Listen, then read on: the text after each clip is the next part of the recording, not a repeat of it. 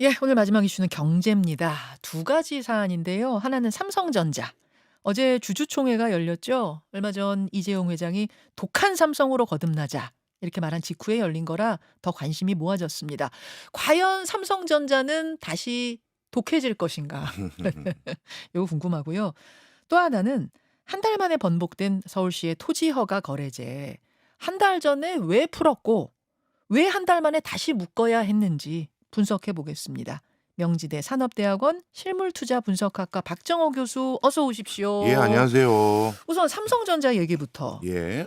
최근에 삼성전자에 주목할 이슈들이 이제 몇 가지가 있는데 첫째는 거의 반토막까지 향하고 있던 주가가 예. 요 며칠 사이에 반등했다는 거예요. 네. 어떻게 보세요? 여러 가지 요인이 있습니다만 일단 주가는 어땠었냐면요. 예. 지난해 7월이 장중 88,000원까지 갔다가 음. 그러다가 같은 해입니다. 네. 11월 달에 49,900원까지 야. 떨어져서 그럼 최고가 지난해 최고가 8만 8,000원. 8천, 예, 800원. 최저가 예. 49,900원. 900원. 예. 진짜 롤러코스터다. 그러니까요. 그 큰 주가. 그러니까요. 예. 이렇게 묵직한 회사가. 그러니까요. 그래서 이제 많은 국민들이 삼성전자 투자하면서 어떻게 보면 주식 투자 시작하는 그런 대표적인 회사인데 맞아요. 이런 회사가 그나마 최근 들어서 음. 뭐 하루 만에 5% 이상 반등하고 그다음에 또 그다음 날 또 연달아 반등해서 예. 지금 이제 다시 6만 전자 가는 거 아니냐라는 기대감을 가지고 계신데요. 예. 그 오늘 그런 원인들이 뭐고 아하. 또 계속 기대해 볼 만한 이유가 있는지 이런 걸 좀 말씀드려 볼게요. 첫 번째 이유 네. 뭐라고 보세요? 이게 가장 큰 이유는 언론에서 주목하는 뭐 엔비디아의 큰 행사에서 맞아요. 삼성이 언급될 거다 아니다라든가 아니면 방금 오프닝에서 슬쩍 말씀 주신 독한 삼성이 돼야 독한 삼성. 예.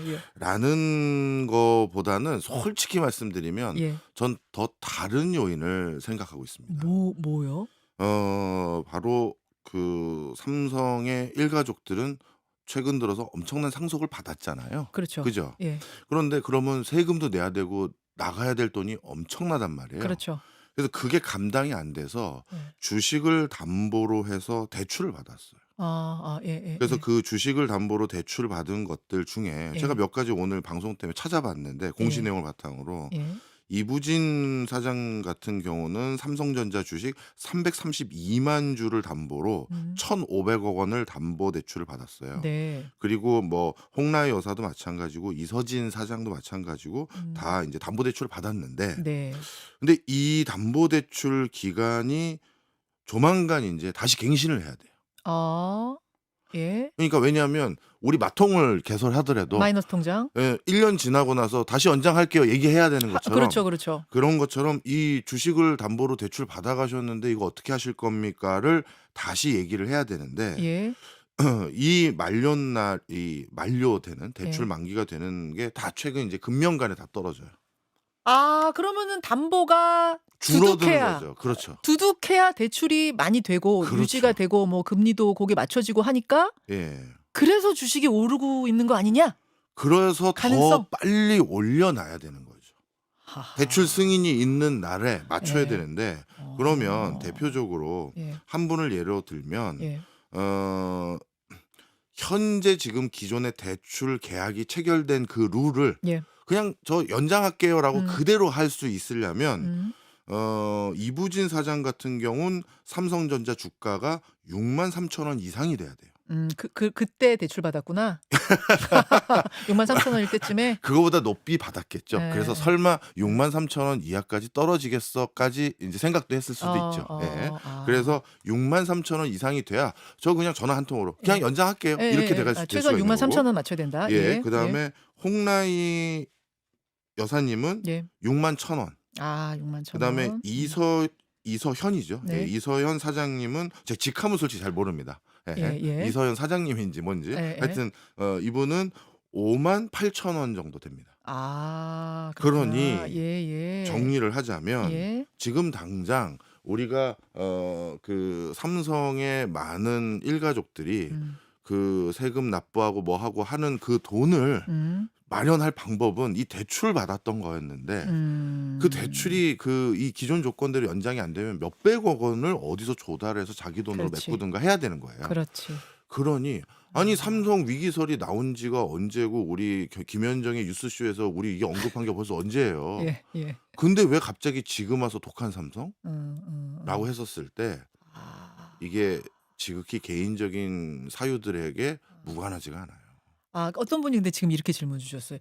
"요사이에 오른 게 외국인 매수가 쑥 들어와서 오른 거던데 그럼 그거 외국인들한테 "사세요, 사세요." 한 건 아니잖아요. 그들한테 뭐 "사 주세요."라고 뒤로 얘기한 것도 아니잖아요. 외국인들이 들어오는 건데요." 이거 뭐 어떻게 되는 거예요? 그 외국인도 저랑 똑같은 생각이죠. 그렇죠. 예. 그렇죠.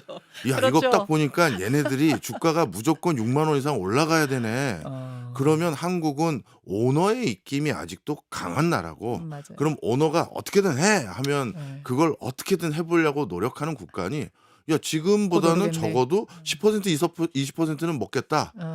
당연히 아. 외국인도 들어오지 않겠어요? 또 외국인들이 들어와서 주가가 오르니까 우리나라의 개인 투자자들도 그렇죠. 오르네? 외국인들 왜 들어오지? 이거 쭉 올라가려고 그러나?" 하면서 또 우리나라 투자자들도 투자하고 이게 계속 이렇게 시너지를 낸다는 거군요. 그렇죠. 아하. 그래서 조금 아쉬워요. 물론 음. 독한 삼성 메시지 잘한 거죠. 네. 기업의 경영 입장에서 뭔가 우리가 다시 전열을 가다듬자 좋은데 음. 아니 그동안은 왜 아무 말 안 했다가 음. 이 대출 만기 다가올 때쯤 음. 이거는 조금 음. 아쉽긴 합니다. 하하. 그러면은 이거 일시적인 현상이라고 보시는 거예요? 일단 거기에서 일시적인 현상이 아니라 네. 어떻게 보면 궁극적으로 뭐 삼성 일가족 분들도 주가가 더 올라가면 본인들이 지금 주식이 이렇게 많이 가지고 있는 거잖아요. 네네. 그럼 본인들에게도 도움이 되는 거니까 이번에는 또 특단의 약간의 조치를 한 게 있는 것 같습니다. 뭐냐면 예. 지난 연말에 예. 삼성 임원들에게 제공하는 PS, 쉽게 말해서 우리 보너스예요. 네. 보너스요? 이 보너스를 원래는 통상적으로 현금으로 주거든요. 음. 그래서 어떻게 보면 삼성에 재직해 보신 분들은 어느 정도 아시지만 연말 그 보너스로 네. 중도금 이자 털거나 급한 불 끄고 뭐 이렇게 해요. 크게 받더라고요. 예, 크게 받거든요. 받더라고요. 예. 그런데 이번에 그거를 주식으로 줬어요. 그래요? 예. 그리고 바로 팔 수 있는 것도 아니고 어. 1년 정도 지난 뒤에 그 주가가 어느 정도 이상 되면 그거 다 네 가져. 근데 어. 어느 정도 이하 되면 그 줬던 주식 양에서도 일부 깐다는 거예요. 어. 그러니까 임원들도 주식 부양에 신경 쓰라고 아. 인제 어떻게 보면 확실히 그 뭐랄까요? 인센티브 구조를 일치시켜 놓은 거죠. 예. 게다가 앞으로 삼성의 임원뿐만 아니라 직원들에게도 성과 보상 체계에 주식 형태로 성과 보상금을 지급하려는 움직임이 인제 거의 확정됐어요. 그러면 임원만 열심히 한다고 이게 되는 일이 아니잖아요. 네. 그럼요. 그러면 인제 이 임직원들도 '아 내가 연말에 보너스 받는 게 아니라 이걸 주식으로 받게 되네. 음. 그럼 이 주식이 올라야겠네. 올라야 내가 더 보너스가 늘어나는 거 아니야?' 그러네. 그런 구조를 만들어서 다들 신경 쓰자. 그러니 이거는 그 의도가 네. 본인들 주택담보대출 때문에 그렇든 주택이래네요. 상속. 상속 상속세. 때문에 네. 그것든 간에 네. 우리 개인 투자자들 입장에서는 '그러면 주식을 좀 더 신경을 쓰겠구나.'라는 시그널은 분명히 찾을 수 있는 거죠. 그렇죠. 예. 그러니까 일시적인 것일 수도 있지만 네. 전체적인 분위기를 볼 때 네. 이게 지속이 될 수도 있다. 네. 그런 그런 여지도 말씀. 있어요. 이건 그럼 어떻게 봐야 될까요? 그 반도체의 업황이 다시 좋아지고 있는 거 아니냐. 제가 어제였을 거예요. 어제 경제 기사 하나 보니까 제목이 "반도체가 돌아왔다." 이렇게 썼더라고요. 네. 어느 신문 사건인지는 기억이 안 나는데 네. 반도체가 돌아왔다. 원래 이 반도체라는 게 사이클링 업종 아닙니까? 네. 사이클이 있어요. 올랐다 내렸다 하는. 네. 지금 다시 돌아오는 사이클 맞아요? 네. 그것도 좀 설명을 드리면 아까 외국인 투자자들 말씀 주셨잖아요. 네. 외국인 투자자들이 어떤 한 가지 사실만 가지고 투자를 하거나 그러지 않아요. 그러면 인제 몇 가지 그들의 시나리오들 중에서 이렇게 판단한 분도 있겠죠. 예를 들어서 삼성이 여러 가지 오너들의 개인적인 사정으로 더 주가에 신경을 쓸 수밖에 없는 상황이 됐구나. 그런데 주가에 신경을 많이 쓴다고 무조건 오르면 다들 신경만 쓰고 있대요. 그치. 그러면 실제 신경 썼는데 주가도 올라갈 수 있는 요인도 있는 건가? 살펴봤는데 반도체 업황이 삼성의 그렇게 나쁜 구조는 아닌 것 같은 그래요? 상황이 생기는 거예요. 어. 대표적으로 네. 엔비디아의 쏠림 현상, 네. TSMC의 쏠림 현상이 너무 극단적인 상황까지 올라왔어요. 어떻게 보면 AI 반도체라고 치부되는 것들에 대해서 엔비디아와 TSMC가 차지하는 비중이 거의 70%에 육박하는 수준이거든요. 역대 이런 정도의 시장 점유율을 가졌던 적은 인텔이 예전에 예, 예. 펜티엄 뭐 해가지고 네. 막 낼 때 그때 말고는 없었어요. 아하. 근데 지금 어떤 상황이냐? AI 분야에 물이 들어오고 있어서 음. 모든 회사들이 지금 우리도 AI 반도체 잔뜩 필요합니다 하는데 음. 이거 엔비디아에 주문을 하면 하세월이 걸리거든요. 음. 그런데 비즈니스는 타이밍인데 그렇지. 그거 언제 기다려서 그때부터 하면 우리는 타이밍 놓치는데 음. 그래서 어쩔 수 없이 차선책들을 더 적극적으로 모색해야 될 상황이 돼 버렸어요. 아. 그런데 지금 종합 반도체 파운드리라는 예, 예. 이 반도체 만들어 주는 회사 예. 주문대로 이 만들어 주는 회사가 3개 있는데 음. 그중에 인텔 네. 대규모 적자로 인해서 네. 이러다 망하겠다 싶잖아요. 그 지경이에요. 예. 네, 지금. 그래서 미국이 어쩔 수 없이 야 TSMC 네가 좀 이거 사라. 음. 인수해라. 그래서 TSMC가 제가요? 왜요? 야 이거 좀 사. 이러고 있는 상황이에요. 예. 그랬더니만 어떤 일이 생겼느냐? TSMC 주가가 요즘 3개월 내리 계속 빠지고 있어요. 그렇구나. 아니 장사 잘하고 있는 기업에게 갑자기 장사 못해서 누적된 적자가 많은 회사를 본인들이 여러 이유들로 인해서 사겠다고 나선 것도 아니고 미국 입장에서 사라고 하는 건 그 TSMC의 재무 건전성이 좋아질 일이 아니겠죠. 그렇죠, 그렇죠. 그러면 이건 TSMC의 악재일 수도 있고 예. TSMC가 다른 퍼포먼스를 하는데 발목이 잡힐 수도 있는 그렇죠. 요소예요. 그렇죠. 그러면 인텔은 적자로 어떻게 될지 모르는 그런 지경이고 TSMC는 이미 공장을 풀리 가동하고 있어서 밀려드는 물량도 채우지 못하고 있는 상황인데 네, 네. 그럼 남은 하나는 삼성밖에 없거든요. 그러네요. 그러면 이제 삼성에게 어떻게라도 이렇게 합시다. 설계의 수준을 낮춰주든지 변경을 하든지 아니면 우리가 완전히 새로운 방식으로 다른 이걸 커스텀 칩이라고 하는데 네, 네. 맞춤형으로 우리는 엔비디아의 보편적인 칩을 사서 쓰는 게 아니라 이런 걸 하겠다라고 이렇게 하면서 만들어 달라고 할 가능성이 높아졌거든요. 네. 그래서 한 가지 요인으로만 설명할 수 없고 이 요인 저 요인이 좀 섞여서 네. 지금 삼성전자의 주가가 올라가고 있는 거 아니에요. 물론 오늘 또 떨어질 수도 있고 뭐 네, 네. 하루하루를 얘기하는 건 아니지만 전체적인 흐름이 오름세로 가고 있는 거 아니냐 그 말씀 짚어주셨어요. 네. 워낙 많은 500만 명이 넘는 개인 투자자들이 삼성전자 주식 가지고 있습니다. 진짜 국민주거든요. 그래 잘 됐으면 좋겠습니다. 네. 예, 박정호 교수 만나고 있습니다. 어제 다시 재개된 토지 거래 허가제, 토허제 얘기 잠깐 해야겠습니다. 네. 연구소에서 설명드렸죠, 여러분. 정확히 35일 전에 잠실, 삼성, 대치, 청담 이렇게 4개 구역의 토허제를 풀어줬어요. 그랬다가 어제 다시 토허제로 묶었는데 35일 전에 묶여있지 않던 곳까지 더 넓게 묶었습니다. 강남구, 서초구, 송파구, 용산구의 모든 아파트. 예. 그 전엔 어땠냐면요, 여러분. 그 잠삼 대청 외에도 여의도동, 그다음에 목동, 목동. 성수동, 압구정동. 네. 동네동네로 묶였는데 네. 이제는 그냥 구로 묶어버렸어요. 그렇죠. 예, 그럼 더 많이 묶어버린 거네요. 예. 예, 맞습니다. 이렇게 되면 어떤 일이 생기냐면요. 또 다른 형태의 풍선 효과도 생길 수가 있어요. 설명을 좀 드리겠습니다. 토호제라고 부를게요. 짧게. 토호제를 통해서 일부 지역은 어떻게 보면 매매를 더 옥죄놨는데 예. 그런데 그거를 풀어줬단 말이에요. 예. 토호제로 묶였던 걸. 그랬더니 내가 조금 더 쉽게 살 수 있는 방편들이 생긴 거란 말이에요. 그런데 다 같이 풀었으면 예. 그러면 돈이 여기저기로 흩어졌을 텐데 그렇지. 일부만 토호제를 풀어줬으니 그쪽만 내가 가시권에 잡히는 거예요. 야, 요 방법까지 이제 들어서 갭 투자든 뭐든 내가 이제 살 수 있는 방법이 여긴 허용해 줬대.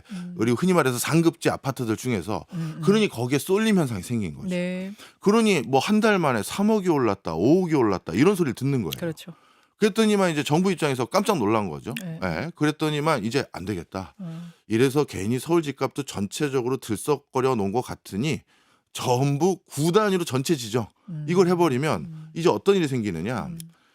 그러면 원래 토호제가 풀려져 있었던 그 구 안에도 그런 동네가 있을 거 아니겠습니까? 있었어요. 예. 거기는 내가 내년에 입주하려고 했는데 내년에 내가 돈 맞춰서 들어가려고 했던데도 못 들어가는 방법이 생기겠죠. 지금 돈 모으고 있었는데 네. 들어가려고. 예를 들어서 강남구에 압구정동하고 대치동은 토허제에 묶여 있었지만 네. 다른 강남구 다른 지역 뭐 역삼동이라 다른 데는 풀려 있었거든요. 그렇죠. 근데 거기도 이제 이제 묶여버리는 예. 상황, 못 사는 그러니까 상황. 예전에 내가 생각한 예. 방법론으로 못 사게 됐단 말이에요. 못 사게 됐어요. 그럼 그 사람들은 어디 선택한다? 묶이지 않은 지역으로 그렇죠. 또 가는 거죠. 그렇겠네요. 그러니까 이게 그냥 지금 어설픈 일을 만들다 보니까 네. 이제는 마포가 또 좀 올라갈 거고 마포구. 성동구 또 들썩거릴 수가 있고 그렇네. 이렇게 됐고요. 그렇네. 그다음 강남 안에서도 또 풍선효과 생긴 게 네. 생각해 보세요. 네. 토제로 묶어놨던 데가 있고 예. 안 묶어놨던 데가 있어요. 동네가 그렇죠. 그런데 이걸 같이 묶어놓으면 예. 옛날부터 지금까지 계속 묶어놨던 데는 상대적으로 더 역차별을 받았던 것이 줄어든 거잖아요. 예를 들어 압구정동 같은데. 그렇죠. 그럼 이쪽은 원래 더 강압적으로 누르고 있었던 효과가 상대적으로 덜해진 꼴이 되니 여기에 이제 다시 들썩거릴 수 있는 요인을 만들어준 거예요. 한마디로 그냥 들쑤셔 놓은 거네요. 그렇죠. 잘못했네 이거는. 왜 이렇게 그렇죠. 오판을 했을까 35일 전에. 그래서 저도 처음에 네. 뭐 풀면 푼 근거가 있어야 되는데 네. 그래서 저도 서울시 사이트 들어가서 네. 보도자료 봤죠. 그랬더니 국민의 재산권 침해 뭐 이게 제일 먼저 나오더라고요. 근데 그 부분이 좀 말이 안 되는 게 재산권 침해면 다 풀어야죠. 어떤 사람은 재산권 침해를 맞죠. 계속 받아야 되고 여의도동은 묶어놨는데. 여의도 사람은 계속 성수동은 묶어놨는데. 성수동은 재산권 침해를 계속 받고 나머지 동네는 안 받아야 된다라는 건 말이 안 되잖아요. 그래서 솔직히 말씀드리면 이건 굉장히 정치적으로 해석될 수밖에 없어요. 정치적으로 예, 어떻게요? 항상 부동산은 정책이 8알이에요. 그렇죠. 그 정책이 8알인데 네. 이 정책적 변수는 대부분 언제 나온다? 선거 전에 나오거든요. 맞아. 네. 네. 그러면 네. 모르겠습니다. 이건 제 개인적인 추측이에요. 악담도 아니고 그냥 음. 개인적인 추측입니다. 네. 서울시장 입장에서는 당연히 큰 꿈이 있다면 당내 경선을 통과해야겠죠. 근데 당내 대부분의 지지계층이 이쪽 지역에 사시겠죠. 그게 그렇죠. 고려됐던 게 아니냐. 왜 하필 지금? 그럼 지금 35일 만에 다시 적용을 하되 더 넓게 한 거는 그러면 그분 입장에서는 정치적으로 좀 불리할 수도 있는데. 지금은 뭐 이게 들쑤셔 놓은 게 확인이 됐고 네. 어떻게든 이거 아니다. 네. 뭐 그거 오해다. 안 오르고 있다. 계속 몇 번 보도자료 내고 네. 해명했지만 막아지지 아니었잖아요. 않으니까. 그러니 이제 뭐 막을 수 없는 상황이 된 더 거죠. 악화되면 안 되니까 지금 그렇죠. 수습을 하는 모양새로 보인다는 말씀. 일단 여기까지 본방송에서 설명을 듣고요. 조금 더 자세한 경제 이야기 오늘 경제 댓글쇼 있는 날입니다. 유튜브 경제 댓글쇼로 갈게요. 수고하셨습니다. 고맙습니다. 김현정의 뉴스쇼는 시청자 여러분의 참여를 기다립니다. 구독과 좋아요, 댓글 잊지 않으셨죠? 알림 설정을 해두시면 평일 아침 7시 10분 실시간 라이브도 참여하실 수 있습니다.